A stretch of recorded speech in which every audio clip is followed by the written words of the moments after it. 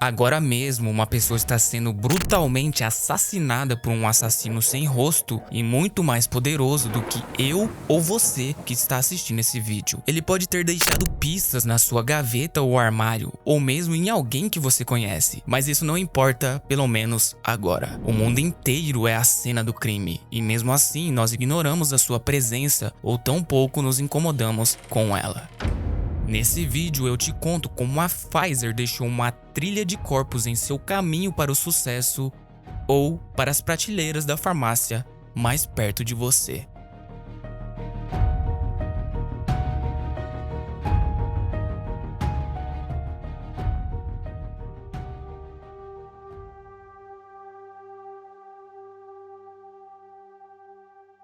A empresa como conhecemos hoje começou dentro da cabeça de Charles Pfizer, seu criador, que antes de se mudar para Nova York, morava em Ludwigsburg, uma pequena cidade na Alemanha. Ele era descendente de uma família respeitada e de classe média para os padrões da época. Seu pai era dono de uma mercearia e também era confeiteiro. Isso ilustra como devia ser o estabelecimento típico da época, que era o ganha-pão da família Pfizer. Ele e seu primo, que se chamava Carl, eram ensinados pelo pai de Charles Pfizer a profissão de confeiteiro nas tardes que passavam na mercearia. Os primos fomentavam o sonho americano já há algum tempo antes de tentarem a sorte nas terras do tio Sam. E mesmo sem nunca terem atuado na Alemanha, eles sonhavam em ter uma fábrica nos Estados Unidos. Apesar de Charles Pfizer ter sido aluno de uma escola alemã comum da época, ele também foi aprendiz de um boticário, onde ele teve o primeiríssimo contato com a produção e composição de fármacos. Além disso, ele investiu muito tempo estudando inglês, a história dos Estados Unidos e também a legislação americana, que são conhecimentos que ajudariam ele a migrar para os Estados Unidos algum tempo mais tarde. Então, os primos fizeram uma parceria e se mudaram para Nova York no ano de 1848 para finalmente tirar o sonho do papel. Ainda naquele ano, recém-chegados aos Estados Unidos, eles abriram um escritório no bairro alemão de Nova York, onde passaram vários meses fazendo network com os farmacêuticos locais para promover a fábrica, que a essa altura ainda não existia. Só depois de estabelecer uma rede de contatos e criarem uma demanda suficiente, eles pediram um empréstimo de $2.500 do pai de Charles Pfizer, que estava na Alemanha com o resto da família, acompanhando o progresso dos dois primos. O pai mandou o dinheiro para eles e, com isso, abriram a primeira fábrica num edifício de tijolo no Brooklyn, onde por muitos anos seria ali o QG da Pfizer. Eles sabiam que o empreendimento ia dar muito certo, já que os Estados Unidos estava expandindo bastante e a indústria química americana era quase que inexistente, tendo naquela época menos de 1.000 pessoas ligadas a ela em todo o território americano. No ano seguinte, em 1849, a Charles Pfizer Company, como era chamada na época, começou a vender o seu primeiríssimo remédio, a santonina. A santonina era um vermífugo em comprimidos, ou seja, uma droga usada para eliminar vermes intestinais, o que era uma situação muito comum para quem vivia no século XIX. Porém, era recomendado que quem fizesse o uso da santonina tomasse 3 doses por dia e por várias semanas até que sentisse que o problema foi embora. Mas o ponto fraco da santonina era o seu sabor, que era extremamente amargo. Tão amargo que fazia algumas pessoas simplesmente deixarem de tomar os comprimidos. Vendo isso, os primos usaram suas habilidades de confeiteiros ensinadas pelo pai para introduzir a santonina no mercado num formato diferente do que o americano estava acostumado. Eles produziram a droga com sabor de caramelo, que era vendida como um doce em formato de cone. O sucesso foi absoluto, e a santonina da Pfizer fez com que houvesse um grande retorno sobre os investimentos. Em menos de alguns meses, a empresa já andava com as próprias pernas. Nesse cenário primordial, o Charles Pfizer fazia as entregas de santonina pessoalmente e a pé, e algum tempo depois começou a fazer a cavalo quando a empresa começou a mostrar lucro. Mas apesar do grande sucesso da Pfizer com essa droga, o Charles Pfizer foi muito visionário em optar por não comercializar medicamentos em sua forma tradicional como cápsulas ou comprimidos ou mesmo doces. Ele enxergou que havia muito mais mercado para os componentes químicos do que para os produtos finalizados. E foi aí que a Pfizer deixou de seguir o modelo farmácia e começou a produzir apenas os componentes químicos puros que seriam usados na produção de medicamentos e em muitas outras indústrias daquela época. Eles começaram a produzir iodo e derivados como o iodofórmio e o iodeto de potássio, que eram usados em vários remédios e também como desinfetantes para tratar ferimentos como cortes e lacerações. As operações não paravam de crescer e em 1860 a lista de produtos da Pfizer já incluía o bórax, ácido bórico e cânfora. Esses e outros componentes químicos eram usados amplamente pela indústria médica e farmacêutica da época, chegando até serem usados pela indústria alimentícia e fotográfica também. O bórax, por exemplo, era usado como desinfetante, mas também como conservante nas comidas. O iodeto de potássio, por sua vez, era muito usado no tratamento das imagens feitas pelas câmeras do século XIX. Nesse mesmo ano de 1860, a demanda pelos componentes químicos que Pfizer produzia era tão alta que foi registrado somente naquele ano um faturamento de $700 mil, que na conversão de hoje seria algo na casa de 21 milhões de dólares, o que fazia dos primos imigrantes alemães multimilionários com poucos anos de empresa. Um ano depois, em 1861, a Guerra Civil Americana estourou e criou uma demanda astronômica por bens farmacêuticos, o que faria com que a Pfizer surfasse a sua segunda maior onda de lucros até então. Os exércitos sofriam com altíssimas taxas de mortalidade devido a ferimentos de guerra e doenças entre as tropas, o que fazia a demanda por antissépticos, desinfetantes e mais uma lista de remédios para diferentes doenças ser atendida quase que exclusivamente pela Pfizer. Ainda por cima, o governo da época tinha aprovado altíssimas taxas de tributação para bens hospitalares importados de outros países. Uma taxação absurda que chegava a quase 47% do preço de cada produto. Isso desencorajou qualquer concorrência externa e deixou o mercado doméstico praticamente livre para a Pfizer e o restante da minúscula indústria farmacêutica da época. Mesmo depois do cessar-fogo da Guerra Civil Americana em 1865, essas taxas de tributação foram mantidas pelo governo, o que permitiu que a Pfizer mantesse sua fatia de mercado sem se preocupar muito com qualquer concorrência além da doméstica. Além de dominar e estar segura dentro de casa, a Pfizer enxergou que poderia quebrar o monopólio europeu de tártaros. Tártaros são o subproduto, ou seja, a sobra no fundo dos barris que fermentam vinho. Era essencialmente visto como lixo pelas vinícolas da época, mas visto como matéria-prima valiosa para uma ampla gama de produtos químicos que a Pfizer queria produzir. Só para mencionar alguns, temos o ácido tartárico, o cremor de tártaro e o sal de Rochelle. Esses produtos químicos eram usados pela indústria como intensificadores de sabor e conservantes alimentícios. Também na fabricação de fermento em pó para panificação, tinham diversas aplicações na medicina e até na produção de espelhos da época. Então, se imagine na pele do Charles Pfizer. Os Estados Unidos barram sua concorrência estrangeira, aumentam a demanda pelos seus produtos com uma guerra civil e ainda por cima, sua fábrica produz tudo o que as outras indústrias da época precisavam e de brinde você consegue aprontar uma disruptura no mercado europeu, importando quase toda a matéria-prima de tártaros. A Pfizer estava no lugar certo, na hora certa e muitas oportunidades caíram de graça no colo da empresa. Era impossível quebrar, por isso a Pfizer já era líder de mercado praticamente desde que nasceu. Mais tarde, em 1880, a Pfizer começou a produzir o ácido cítrico, que muitos de vocês já devem conhecer, pois é amplamente utilizado na indústria alimentícia, particularmente na crescente indústria de refrigerantes da época. Inclusive, um dos clientes da Pfizer na época era nada menos que a Coca-Cola. Só a título de curiosidade, eu tenho um vídeo aqui no canal sobre o fracasso da Coca na Índia. Assiste esse vídeo até o final, que quando chegar lá, vai aparecer nas telas finais a thumb para você clicar e assistir depois.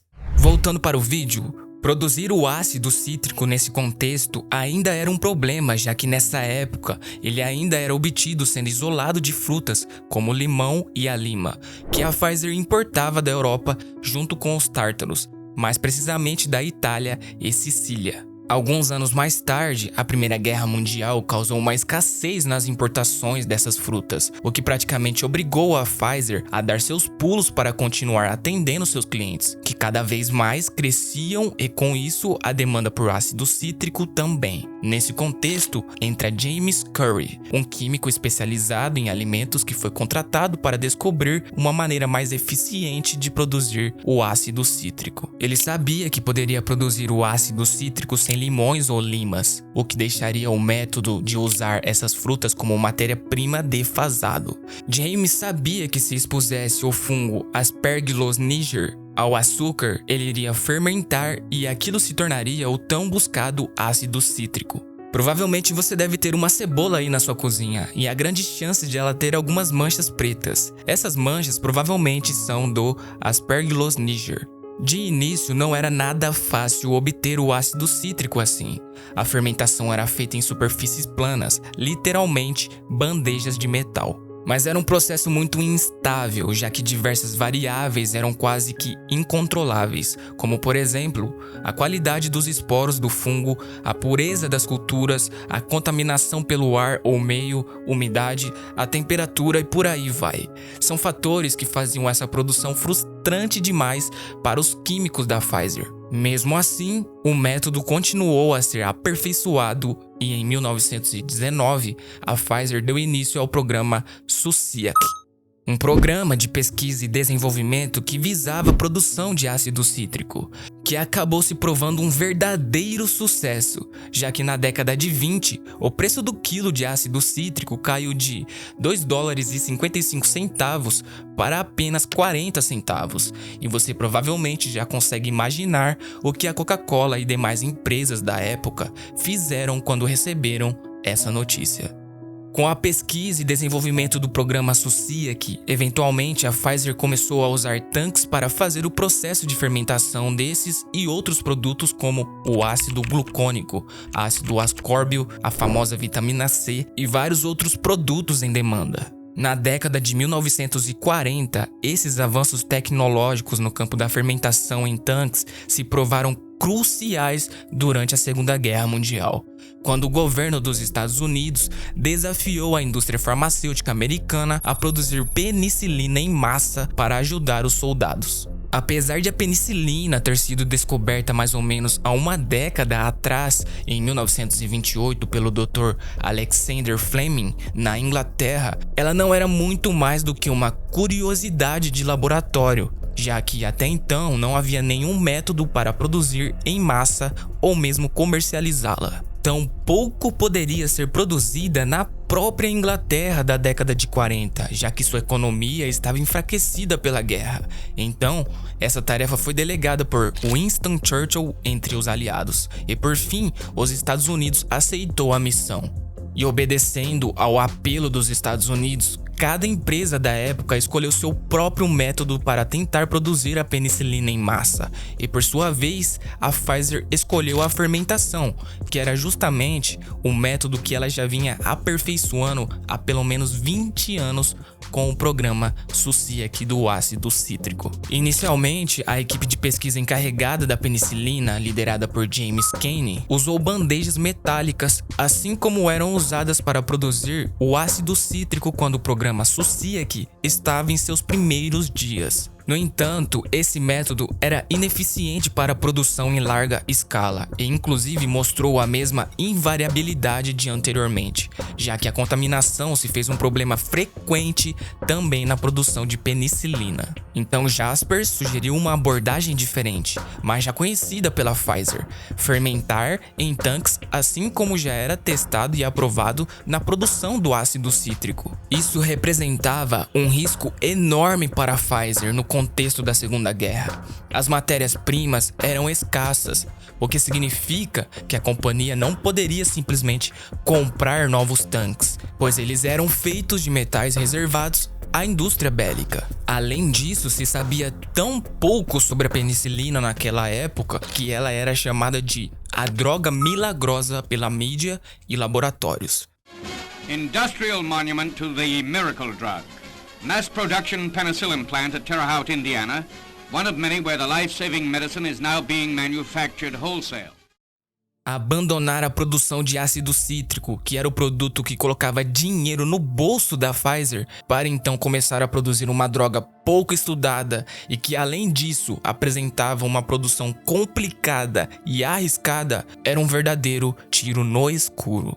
Por isso, ao sugerir isso para John Smith, o gerente da fábrica da Pfizer, Jasper Kane recebeu uma das respostas mais icônicas da história da indústria farmacêutica no contexto da Segunda Guerra. O fungo é temperamental igual um cantor de ópera, a colheita é fraca, a isolação é difícil e a extração é pior ainda. A purificação é um desastre, e depois disso tudo, o resultado final é insatisfatório. Se um tanque de 7.500 litros apresentar contaminação, imagina o custo dessa perda. Além disso, John sabia que o produto final era instável e a conservação podia ser falha. Eles não tinham nem certeza se a droga chegaria em bom estado aos campos de batalha. Atravessar a ponte do Brooklyn com amostras nas bandejas já era um enorme risco conhecido pelos funcionários, já que a ponte naquela época era bem conhecida por se mexer muito e isso acabava estragando todo o trabalho. Sem mencionar o risco de a empresa torrar milhões de dólares caso algum concorrente surgisse com um método mais eficiente e barato de produção, ou mesmo outra solução que não fosse a penicilina. Eventualmente, a Pfizer acabou topando o risco e em 1943 eles compraram uma fábrica de gelo no Brooklyn, que tinha alguns equipamentos úteis para manter a refrigeração necessária durante o processo. A responsabilidade sobre essa fábrica ficou nas mãos de John McKean, um engenheiro químico que trabalhava na Pfizer, e sabendo das restrições impostas pelos esforços de guerra, conseguiu reciclar caldeiras, elevadores e a maioria dos equipamentos industriais necessários para fazer a fábrica de penicilina da Pfizer sair do papel. Ela foi inaugurada em 1º de março de 1943 e continha 14 tanques de 28.000 litros. Alguns, inclusive, foram trazidos da produção de outros produtos da Pfizer, como já mencionado, ácido cítrico e ácido glucônico. Tudo isso representava uma grandíssima aposta para a Pfizer, e nesse ponto era tudo ou nada. Os funcionários trabalhavam intensamente para atender a demanda. 7 dias por semana e jornadas de 16 horas eram o padrão. Muitos dormiam em camas improvisadas espalhadas por toda a fábrica. Por fim, a Pfizer conseguiu produzir mais penicilina do que qualquer um de seus concorrentes e no final de 1943, mais de 45 milhões de doses foram produzidas. A título de comparação, em 1941, apenas 2 anos antes, no mundo inteiro, os laboratórios conseguiram produzir doses suficientes para apenas 11 pessoas. Todo esse esforço épico se provou realmente útil numa terça-feira. Uma terça-feira que se deu no dia 6 de junho de 1944, também conhecida como Dia D, que foi quando os soldados aliados invadiram as praias da Normandia e cada um levava consigo uma dose de penicilina, onde 90% dessas haviam sido feitas pela Pfizer. Doses produzidas numa antiga fábrica de gelo no Brooklyn, em Nova York, em casa, que além de terem salvo mais de 2 milhões de soldados aliados na luta contra o eixo, salvaram também milhares de vidas por todo o mundo dentro e fora do contexto da guerra. Mas apesar de a penicilina da Pfizer ter praticamente curado o mundo, ela deixou a Pfizer doente por mais lucros e por ironia do destino, assim como vários de seus pacientes, hoje em dia ela estava se coçando por mais uma dose do efeito que a penicilina fez na empresa. Só mais uma dose.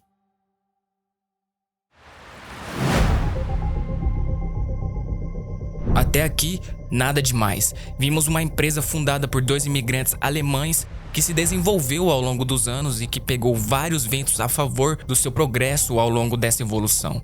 Uma história que chega a ser inspiradora, sendo também um grande exemplo de empreendedorismo para muitos. Inclusive, olha esse livro onde eles mantinham a contabilidade das importações de matérias-primas vindas da Europa. Às vezes, no século XXI, nós esquecemos como poderia ser difícil fazer um controle de contabilidade na ponta do lápis, sem a agilidade e privacidade que um computador dá. E por falar em privacidade, precisamos falar sobre a NordVPN. Se você está no século XXI e tem um celular ou computador, mais cedo ou mais tarde você vai ter que prezar pela segurança e privacidade que uma VPN pode te dar. Navegar na internet hoje em dia é pedir para ser perseguido com anúncios e ser espionado por hackers que literalmente pode ter acesso a todos os seus dados se você não estiver protegido. Inclusive, eu mesmo há pouquíssimo tempo tive meu computador e todas as contas logadas nele hackeadas. Algumas foram recuperadas, infelizmente, outras não. Hoje eu não mexo mais no meu PC ou celular sem usar a NordVPN.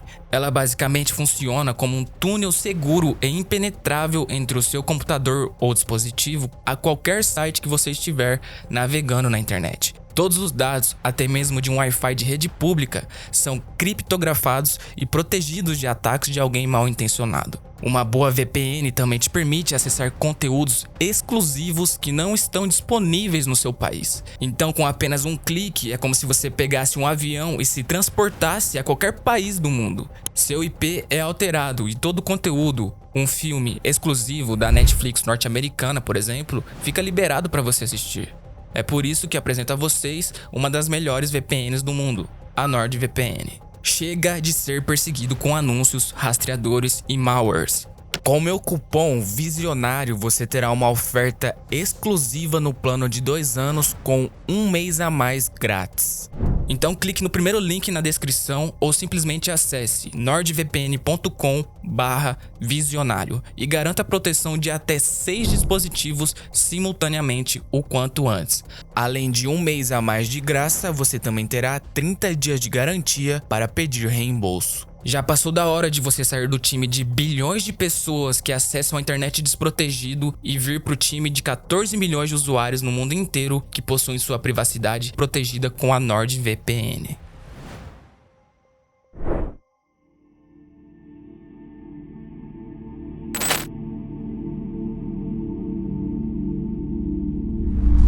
A Pfizer tinha o mundo em suas mãos em 1944, mas esse domínio escorreu entre os seus dedos como areia fina. 2 anos depois daquela terça-feira do dia D, o preço da penicilina, que para a Pfizer já era uma esmola, tinha caído em mais da metade. Isso incentivou a Pfizer a procurar um novo boom, e para a sorte deles, a aureomicina tinha acabado de ser descoberta. A aureomicina é um antibiótico que pertence à classe das tetraciclinas. São um grupo de antibióticos usados no tratamento de uma ampla gama de bactérias e fungos. Ela foi descoberta pelo professor Benjamin Duggar, que tinha 73 anos nessa época e já havia se aposentado depois de anos de carreira na Universidade do Missouri. E já que era aposentado, o professor Duggar conduzia seus estudos essencialmente como um hobby, já que ele era um homem da ciência e também um apaixonado pela química e botânica, sendo inclusive presidente da Sociedade de Botânica da América e também responsável por várias publicações científicas ao longo de sua carreira. Nessa época, ele liderava a equipe de pesquisa da American Cyanamid, num laboratório de campo, literalmente em uma fazenda, onde ele colheu da horta dessa fazenda amostras de solo que levaram à descoberta da bactéria que eu não vou me arriscar a pronunciar o nome, tá aparecendo aí na tela. Essa era pertencente à família de bactérias que seriam usadas para produzir as tetraciclinas. Sabendo disso, a Pfizer tentou fazer a sua própria descoberta. Amostras de solos coletadas em florestas, desertos, montanhas e oceanos foram analisadas e, no final das contas, a Pfizer optou por usar uma amostra de terra literalmente tirada de perto de uma de suas fábricas, em Terre Haute, Indiana. Nessa amostra, eles encontraram o Streptomyces rimosus, que por sua vez foi usado para criar a terramicina, o novo antibiótico da Pfizer. A terramicina desde sempre foi rodeada de controvérsias, inclusive foi alvo da primeira ação de marketing em massa da Pfizer, que chegou a gastar 2 vezes mais em promover a droga do que na pesquisa e desenvolvimento dela. Uma droga que literalmente a Pfizer criou a partir de um punhado de terra tirado do seu quintal. Em 1955, Lloyd Conover, um dos químicos da Pfizer, conseguiu produzir a tetraciclina sinteticamente e viu que poderia fazer diferentes variações da droga, mas que essencialmente faziam o mesmo efeito da terramicina original. E assim, por alguns anos, a Pfizer inundou o mercado com antibióticos, fazendo um verdadeiro marketing de promessas, mas que essencialmente esses antibióticos eram mais do mesmo. Nesse contexto, a Pfizer e a American Cyanamid foram lidar com suas diferenças no tribunal. O motivo era uma disputa de patentes sobre os direitos à aureomicina e comercialização das demais tetraciclinas. Isso não durou muito, pois as duas empresas eventualmente viram que não existia sentido em brigar por algo que foi essencialmente encontrado no chão. Ao invés disso, as duas uniram forças para comercializar ainda mais os antibióticos da classe das tetraciclinas, visto que a novidade já estava atraindo outros concorrentes e logo o mercado ficaria saturado. O que inclusive levou a Pfizer, em algum ponto entre 1950 e 60, contratar detetives particulares para grampear os telefones de uma de suas concorrentes que estava chegando forte no mercado de tetraciclinas, a Bristol Myers. Para o azar da Pfizer, a contra-espionagem da Bristol Myers foi capaz de descobrir a jogada suja da Pfizer. Mas ao invés de levarem o caso à justiça, eles simplesmente ofereceram fazer vista grossa caso a Pfizer permitisse que eles tomassem uma fatia do mercado sem a necessidade de uma competição acirrada. A Pfizer aceitou o acordo e cedeu um lugar ao redor da fogueira do monopólio, e assim, outras 6 grandes farmacêuticas da época decidem entre si que naquele caso a cooperação era bem melhor do que confrontação e todos poderiam sair ganhando com isso.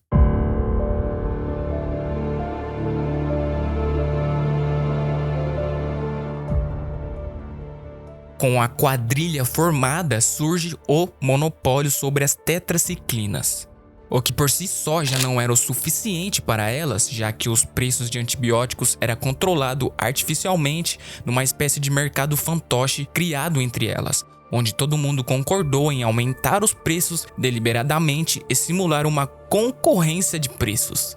Eventualmente, a Federal Trade Commission interviu, acusando a Pfizer de fraude de patente e violação de leis antitrustes. E de brinde colocou todas as 6 empresas na mesma cesta, assim quebrando o monopólio sobre as tetraciclinas. Aquele havia sido o maior caso abordado pela FTC até então na história dos Estados Unidos. E por um breve momento, o americano sentiu um alívio no bolso, já que era estimado que o monopólio arrancava injustamente cerca de 750 milhões de dólares todos os anos só nos Estados Unidos. Apesar da intervenção da FTC, ela não foi capaz de parar a fome de poder da indústria farmacêutica. Esse era só o início de uma série de escândalos, já que a Pfizer aparentemente pegou gosto em brincar de monopólio e também não queria experienciar mais nenhum momento de sobriedade nos lucros como em seus dias pós-penicilina.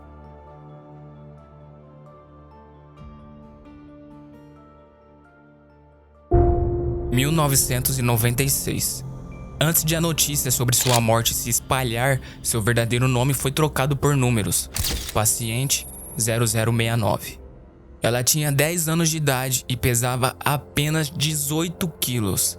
Ela era nigeriana e naquele ano ela foi mais uma vítima do surto de meningite que já havia ceifado a vida de mais de 11 mil pessoas no norte da Nigéria. De alguma forma, em Kano, a frenética capital da Nigéria, sua família teve a sorte de encontrar um hospital de campanha erguido pelos Médicos Sem Fronteiras.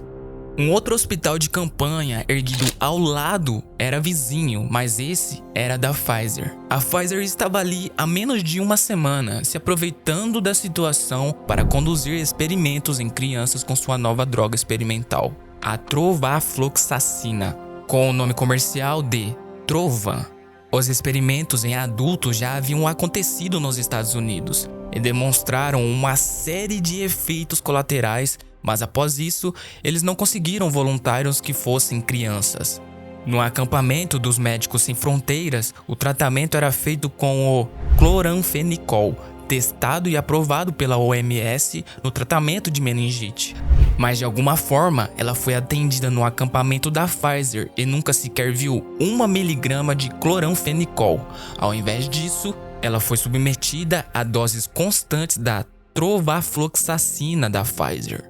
Um dia depois, as forças da garotinha deixaram seu corpo. Registros internos vazados apontam que um dos seus olhos ficou paralisado no lugar. A essa altura, a morte já rodeava o leito improvisado onde ela estava servindo de cobaia para uma multinacional que a família da paciente mal sabia pronunciar o seu nome. 3 dias depois, a paciente 0069 havia morrido. Além dela, outras 10 crianças morreram, totalizando 11 mortes entre as 200 crianças que participaram do experimento. Várias das que sobreviveram mais tarde apresentaram problemas como falha total do fígado, diversas paralisias dos braços e pernas, cegueira e até convulsões. Mas a essa altura, a Pfizer já tinha desmontado seu hospital e voado de volta para os Estados Unidos num Douglas DC-9 fretado. Sua estadia na Nigéria não durou 3 semanas, mas foi o suficiente para causar problemas.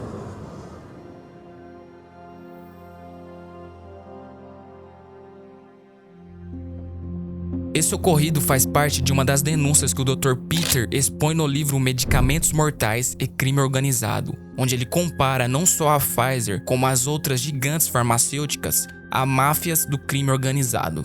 So, the other thing I found out 2 years ago was that much of what the drug industry does fulfills the criteria for organized crime in US law. And they behave in many ways like the mafia does. They corrupt everyone they can corrupt. They have bought every type of person, even including ministers of health in some countries.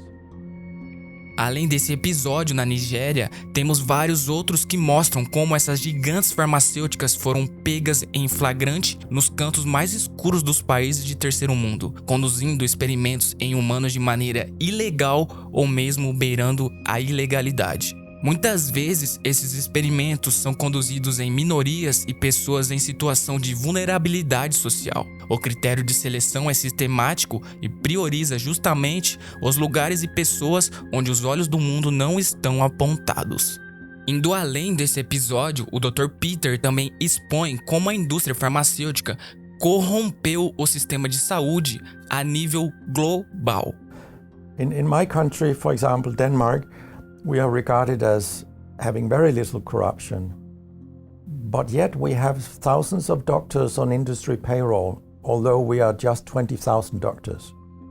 So this is an effective kind of corruption. The drug industry buys the professors first, then chiefs of department, then other chief physicians and so on. They don't buy junior doctors.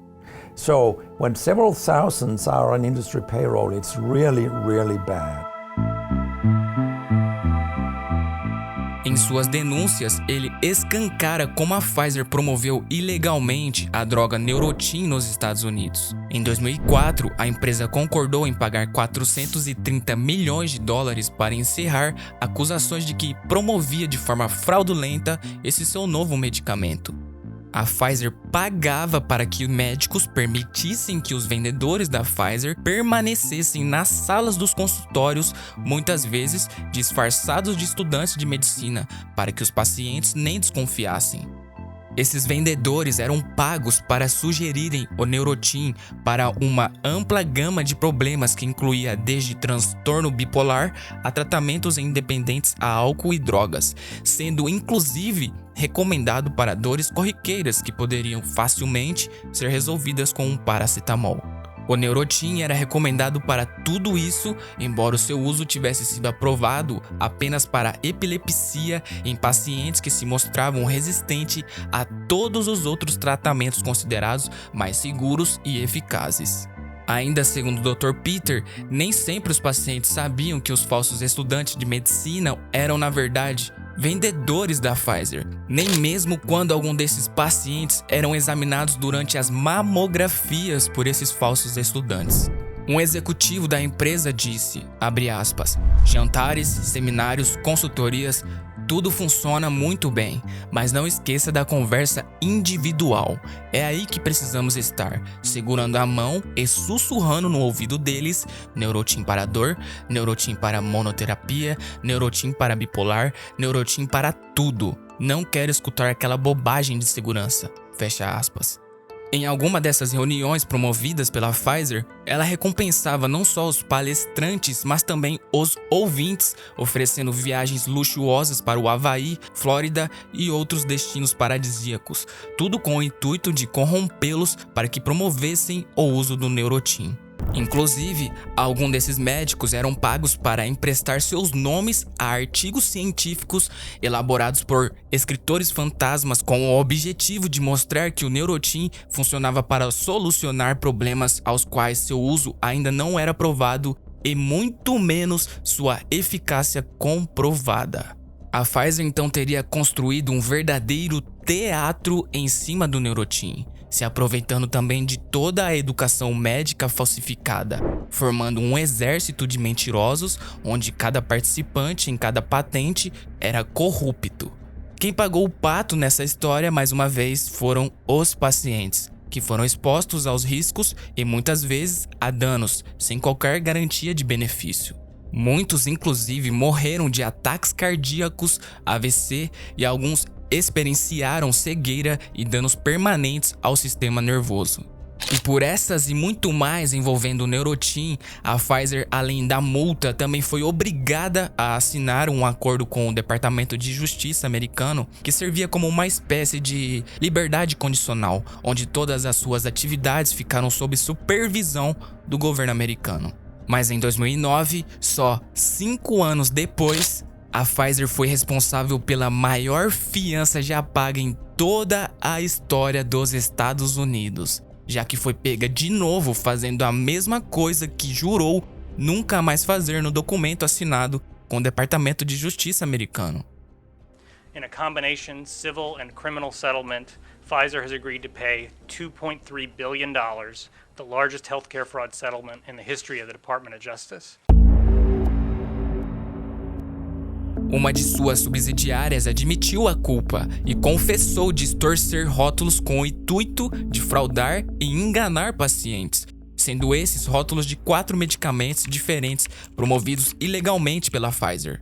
Foi cobrado 2,3 bilhões de dólares num acordo com o Departamento de Justiça para resolver as acusações que apontavam que a Pfizer pagou propinas e ofereceu hospitalidades a profissionais da saúde para incentivá-los a prescrever esses 4 medicamentos. Com todos esses, a Pfizer praticou off-label. Basicamente, é indicar um medicamento para um problema que ele não atende. Mas bem, aparentemente a Pfizer não liga para isso. E também não significa que essa empresa precise ficar fazendo seus medicamentos mais polêmicos voarem por debaixo do radar. A Pfizer aprendeu que poderia lucrar muito fornecendo medicamentos psiquiátricos. E, inclusive, essa é uma das especialidades da medicina que mais tem recebido dinheiro das gigantes farmacêuticas. Segundo David Haley, renomado psiquiatra na Universidade de Bangor, no Reino Unido, provavelmente não exista qualquer outra área da medicina em que a literatura acadêmica esteja tão em desacordo com os dados brutos.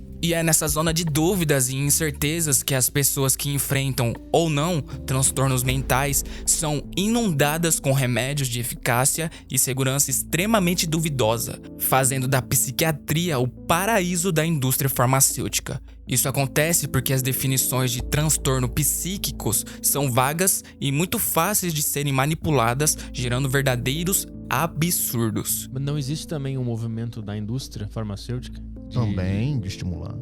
De querer manter o cara refém daquele remédio? E eu vou te falar como é que a indústria farmacêutica faz. para vender mais, a estratégia dela. Ela pressiona órgãos que regulamentam a saúde, principalmente os critérios diagnósticos, para afrouxar o critério diagnóstico, para ampliar o critério diagnóstico, para colocar gente mais doente que não seria. Exemplo, lembra que eu falei do TAG aqui? Que o critério diagnóstico temporal são 6 meses? E se esse critério for 2 meses? Mais pessoas estarão no critério, mais pessoas receberão o diagnóstico, portanto, mais pessoas serão medicadas. A homossexualidade era considerada um transtorno mental até 1974, quando os psiquiatras votaram para que fosse removida e ao invés disso fosse denominada, abre aspas, homossexualidade egodistônica, para aqueles que se sentiam incomodados com a condenação dos outros a respeito de sua orientação sexual. Só para citar mais um exemplo absurdo, em 1985 foi introduzido o transtorno de personalidade masoquista, que denominava mulheres que eram agredidas fisicamente por seus maridos, mas não abandonavam o casamento. Alguns psiquiatras da época acharam que a resposta apropriada a isso deveria ser transtorno de personalidade machista para os homens que eram violentos. Porém, concordaram que transtorno de personalidade dominadora paranoide se encaixava melhor. E adivinha só? Para todos esses supostos transtornos, existia medicamentos a serem prescritos. E mais recentemente, a nova onda de diagnósticos de TDAH, muito recente no Brasil, mas já conhecida nos Estados Unidos, onde 1/4 das crianças estão sendo prescritas medicamentos para tratar a TDAH desde os anos 90.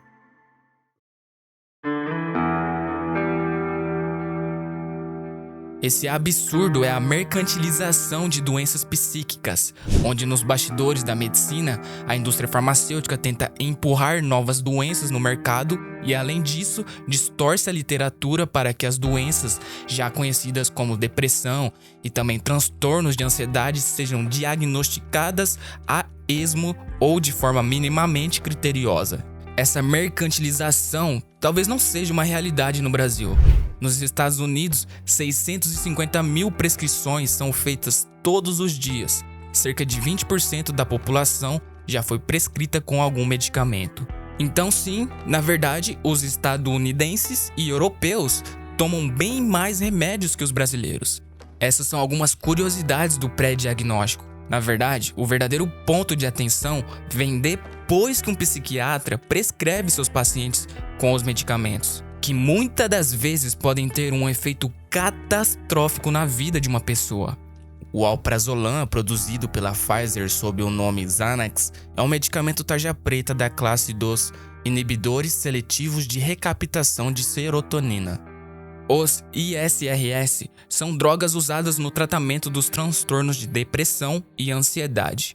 A característica em comum deles é a sua capacidade de inibir o transporte da serotonina para dentro do neurônio, assim permitindo que uma quantidade maior do hormônio da felicidade permaneça agindo no nosso cérebro. Segundo Peter, o número de jovens que supostamente tinham transtornos psiquiátricos e foram medicados com ISRS sofreram com a dependência química e os efeitos colaterais que algum desses medicamentos causam, sendo o Xanax considerado por muitas pessoas mais viciante que até mesmo o crack e com uma recuperação mais complicada do que a dependência alcoólica. Apesar de os ISRS terem um efeito benéfico no curto prazo para o tratamento das doenças, os quais eles são prescritos, o desastre vem depois, já que muitos desses ISRS são considerados extremamente viciantes. Isso é percebido através do aumento em mais de 3.400% no número de jovens na faixa dos 18 anos aderindo a programas de seguridade social, já que a dependência química causada por algum desses medicamentos chega a debilitar a pessoa a esse ponto. Altså for det første griber han fat i insulin-ideen og siger, hvis det nu var rigtigt, at nu havde vi fundet nogle fantastiske lægemidler, der går ind og korrigerer noget, der er forkert, så må det jo være sådan, at så bliver der færre der modtager offentlige ydelser og er uden for arbejdsmarkedet, når vi begynder at bruge de her præparater. Og der er sket nøjagtigt det modsatte. Antallet af børn og unge under 18 år, som er blevet til sociale tilfælde, efter SSA'erne kom på markedet, det øgede med en faktor 35. Altså ikke 200% eller 500%, en faktor 35. Segundo estimativas sobre a droga alprazolam, mais de 16.780.805 prescrições foram feitas no ano de 2020, fazendo o Xanax ocupar o 37º lugar no ranking de drogas mais prescritas naquele ano. O curioso é que o número de pacientes para essa droga gira em torno de 3.600.000 pessoas, só nos Estados Unidos, ou seja, muitos desses pacientes provavelmente estão viciados. Mais curioso ainda é que o 38º lugar desse ranking é ocupado por nada menos que o ibuprofeno e o 36º é ocupado pela aspirina. Isso se compara à empresa fictícia Los Pollos Hermanos da série Breaking Bad, que era usada como fachada por Gus Fring, um dos personagens da série responsáveis por um império de drogas, que na série é a metanfetamina. Mas na prática, seria a Pfizer uma espécie de Los Pollos Hermanos da vida real? Já que a grande maioria das pessoas, assim como na série, conhece os produtos mais inofensivos da empresa, que seriam os frangos fritos e refrigerantes, ou os medicamentos mais corriqueiros da Pfizer, como por exemplo o multivitamínico Centrum, que até já foi motivo de polêmica também, enquanto que outras pessoas são consumidoras desse lado B da coisa, que na série seriam as drogas, mas e na vida real? Seriam também as drogas que a Pfizer criou? Será que formar uma base de viciados é uma coisa que dá tanto lucro assim? E será que é isso que a Pfizer está tentando fazer? O que você acha? Me conta aqui nos comentários. Um abraço e até o próximo vídeo.